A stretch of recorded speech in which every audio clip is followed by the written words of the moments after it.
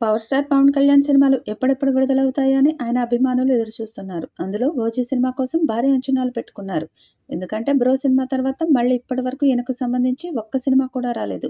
Deputy CM అయ్యాక పవన్ కళ్యాణ్ తన సినిమాలన్నీ పూర్తి చేసి పూర్తిగా రాజకీయాల్లోనే సెటిల్ అవ్వాలని చూస్తున్నారు. ఈ మేరకు సినిమాకు డేట్లు కూడా ఇచ్చారు. కానీ ఆ డేట్స్‌ని సరిగ్గా వాడుకోవడం లేదని దర్శక నిర్మాతలపై ఆ మధ్య కాలంలో పవన్ కళ్యాణ్ హాట్ కామెంట్స్ చేసిన సంగతి మనకు తెలిసిందే.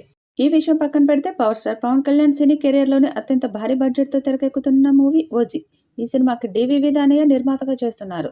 డీవీవీ దానయ్య గతంలో రాజమౌళి దర్శకత్వం చేసిన 'ట్రిపుల్ ఆర్' వంటి పాన్ ఇండియా మూవీకి నిర్మాతగా చేశారు.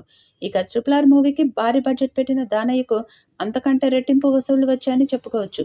అయితే అంత పెద్ద సినిమాకి భారీ బడ్జెట్ పెట్టిన దానయ్య 'ఓజీ' సినిమాకి కూడా అదే రేంజ్‌లో ఖర్చు పెట్టబోతున్నట్లు తెలుస్తుంది. ఇప్పటికే ఈ సినిమాకి దాదాపు 200 కోట్లకు మించి బడ్జెట్ పెట్టినట్టు సమాచారం. ఇప్పటికే ఈ సినిమా సగం షూటింగ్ పూర్తి చేసుకున్నట్టు టాక్. అలాగే 200 కోట్ల కంటే ఎక్కువ బడ్జెట్ పెట్టడానికి కూడా నేను రెడీగా ఉన్నానని, కానీ సినిమా ఔట్‌పుట్ మాత్రం బాగుండాలని డీవీవీ దానయ్య తరచూ డైరెక్టర్‌కి చెప్తున్నారట.